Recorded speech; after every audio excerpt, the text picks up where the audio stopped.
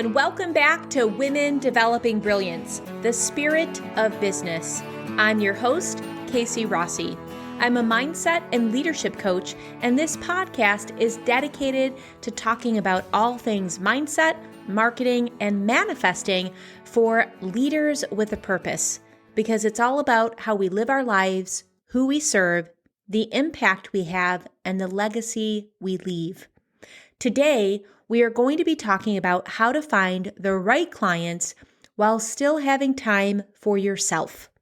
This question came from JC, a member of my Women Developing Brilliance Facebook group, where we begin and continue the conversations on the podcast. So let's dive in. As female entrepreneurs, we are dedicated to increasing our impact and income while striking a work-life balance. Now, that being said, it can be challenging to fit it all in, and many times it can really feel like a juggling act. Unfortunately, most of the time, what I've experienced and what I also see in my clients is that the self-care part falls short and can absolutely lead to burnout and a lackluster existence. I've been there. It's not fun. I don't recommend it. And I hope it is in my far past and not in my future. And I hope that for you as well. So we want to meet both the desires of attracting our perfect clients and have enough me time to enjoy our life, which is really why we chose to build our own business in the first place, to create our own rules, be the leader of our life, and increase our daily joy. Now, a big part of attracting the right clients is to always be list building. When you hear the word always, now you may start to think and imagine in your head like sitting behind your desk, endlessly combing social media for new prospects to connect with, and that is not what I mean. So wipe that slate clear if that's the image that you conjured up when you heard always be list building. So this is all about working smarter and not harder, and also meeting the goal of creating an open space so we aren't always grinding away at our work life. So we're really trying to strike more of an integrated, balanced situation, really. So I'm a fan of automation. Where you create your valuable asset when you're in your zone and then set it on autopilot so it can do all the hard work for you, and then you can go on and do other things that light you up, things that bring you a big return on investment, and all that good stuff. So we really need to focus in on the ideal client's needs and wants when we're crafting our freebie. So what problem can you solve? And more importantly, what problem can you open up so they need and want to take the next paid step towards you? Your freebie should prime and qualify your prospect for what you have to sell. So I'm going to say that again because I think that many people forget this. Your freebie should prime and qualify your prospect for what you have to sell. So they really want to be in a position to have experienced a quick win and to have closed a loop on the problem. So you were right there to solve it for them, but then you actually open up their mind and actually create a next level problem for which they need to take the next step towards you. And that means taking out their credit card. That's a paid step that they would be desiring to take the next step towards you. So remember, we always want our prospect to feel like they are winning. So it's really smart to have a quick win baked into your lead magnet for the best results. I'm going to share with you that I had created a lead magnet that was 7 tips to eliminate fear so you and your business can soar. And that's really a big promise because fear is one of those things that we're always chipping away at. So even though we can move the needle, that lead magnet wasn't that successful for me because it was a big nut to crack, a big problem to solve in a freebie. That's something that over time you can work on dissolving limiting beliefs and going from there. But that's something to really keep in mind is in your freebie, is it something that they actually get a quick win? So that's huge. Now, to optimize your conversions, definitely take the time to build out a simple nurture sequence. So a series of 3 or 4 value-driven emails after they've signed up for your gift so you can continue the conversation, showcase your expertise, and add the opportunity to book a discovery call or enroll in one of your courses or get more information about your coaching package. So next, it's time to drive traffic to your new shiny lead magnet so prospective clients can be aware of you and your offerings. Now, I personally like to carve out a dedicated time block in my day where I'm nurturing my audience. This does not have to be long to be effective. So I would say to start to really plan out 15 to 30 minutes a day. I think that can absolutely do the trick.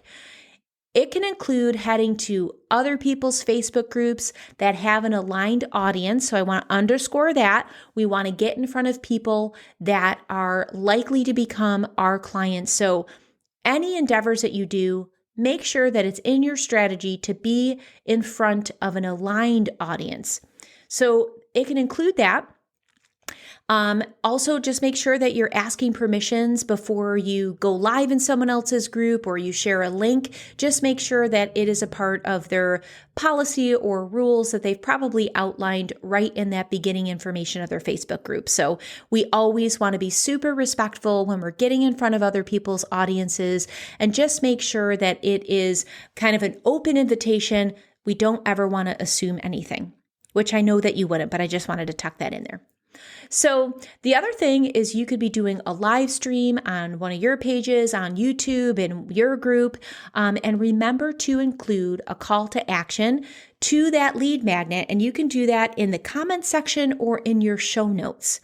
It could also be sending a direct message or a direct audio clip, which is one of my favorite tools to use on social, to those that you feel would be a good fit for your freebie. Now, remember to advertise your lead magnet so people have multiple places to opt in. So a couple things, and you can jot these down. You can pause me, take out a pen and paper and jot these down and just kind of do a little mini checklist for yourself. You can be including places to opt in your email signature line. I personally love WiseStamp, and it's not an affiliate thing or anything. It's just something I personally use and I love, and you can add beautiful links and an animated signature, so that's super fun. Your blog right-hand sidebar is great. The announcement or that hello bar at the very top of your homepage, your Facebook business page banner in your Facebook group if you have one. So you really want it to be known what you have that you're giving away that's going to be a value-driven, problem-solving thing, right? Whether it's a checklist or a cheat sheet or a mini training, you really want to put that offer out there in order to effectively build that list. So getting into the habit of taking a mini section of your day to focus on connecting with your tribe, this, my friends, if you're consistent with it, it will pay off big time. Now, the most important part, ensuring that you have enough time for yourself and the things that light you up, is really what I like to call, it's the nourish me part of your day.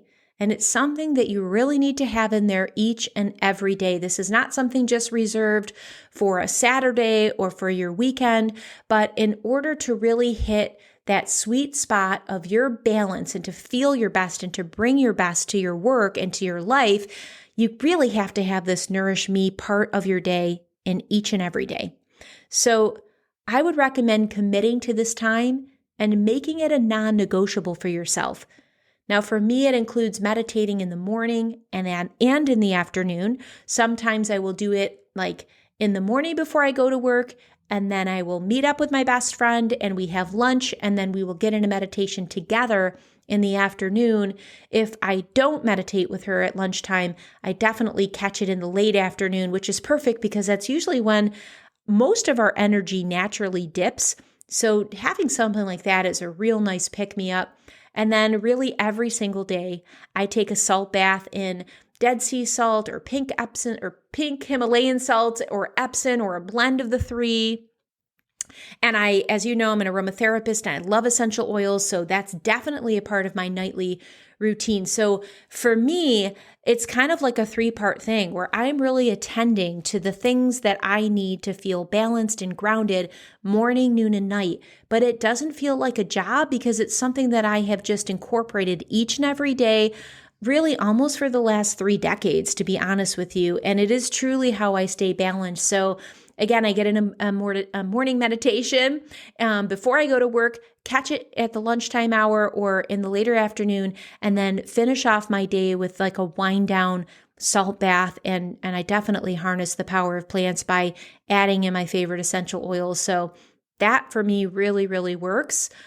Is it always perfect? It's not. I mean, sometimes I catch myself and I'm chuckling because I'm sitting there scrolling social in the tub with my phone. And I'm like, oh my gosh, this actually, to be honest with you, just happened yesterday because I got a text from a friend of mine and he's like, hey, I'm launching my new website, have a look.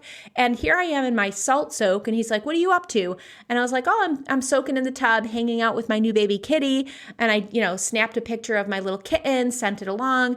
And then I was like, oh my gosh, like I'm not following my own medicine, right? Because this should totally be a time where I'm tuning the world out and I've silenced my beeps and my buzzers in order for it to truly be effective. So like I said, it's a practice. I mean, even though this is something that I teach and I help my clients with, it's still something that I'm trying to strike a balance and it's still something that I continue to practice. So I want you to just be easy with yourself on that and don't beat yourself up if it's not perfect because it's not about being perfect. It's just about being mindful and increasing your personal best. So being better today than you were yesterday, right? Now that I have called myself out, today when I take my salt soak, you will be sure to know that I will leave my cell phone outside of the bathroom and make sure to fully take respite in how I close out my day. And I encourage you to do the same. And we're just here to cheer one another on and be super real, right? Because that's what it's about. So for you, maybe it's not meditation and essential oils. Maybe for you, it is about taking the first hour of your day to read something inspirational. Or maybe you're a mom with, kids running around and you have a slice at the end of the evening where the house is super quiet. And for you, you might want to dig into your personal development desire and learn something new and plug into something that is really going to be increasing part of your education that you can bring to your work or to your life or to just even understand yourself more. Maybe it's a spiritual development thing that you're interested in. The main thing is to prioritize your time to fill your cup up. Because when you create this healthy boundary and communicate to others in your life or your household that, hey guys, this is what I need, right? Just be really honest. It becomes easier to plug in and to allow this routine to serve you. So in fact, you'll start to look forward to and relishing this nourishing part of your day. I mean, not only will you feel better, but honestly, your clients will notice a difference in you and how you show up. So this is a true win-win because we know in order to attract our divine right clients, we must be shining examples of what they desire. As leaders, we have to go first and then others will follow. So using this 3-step process of automating your lead generation, nurturing your audience, and nourishing your soul is the perfect framework to set yourself up for success and happiness. Remember, you are the artist of your life. You get to create the rules, and the best part is you get to wipe the slate clean when it starts to feel stale. So, as always, commit to your enthusiasm and squash any preconceived notions that self-care is selfish because we know that can't be any further from the truth. So balance is absolutely possible. You've got this. I believe in you, right? And it's just about putting these into practice and every single day, know that we're getting better and better. All right, my friends, I hope that this was helpful. Until next time, breathe joy. Oh, P.S. If you enjoyed this episode, head over to Apple iTunes and give it a rating and a review. As always, you can continue the conversation by visiting my Women Developing Brilliance Facebook group, where like-minded and soul-aligned leaders show up every single day to connect. The other thing to know is this podcast, Women Developing Brilliance, is now available on Pandora. I don't know about you, but that makes me super excited because it's even easier to access and play it in the background when you're making dinner or you're in the car or you're on your elliptical. So it's now on Pandora, and I hope you truly enjoy these episodes. Thank you so much for being here. I appreciate you and I appreciate your time. Talk to you later.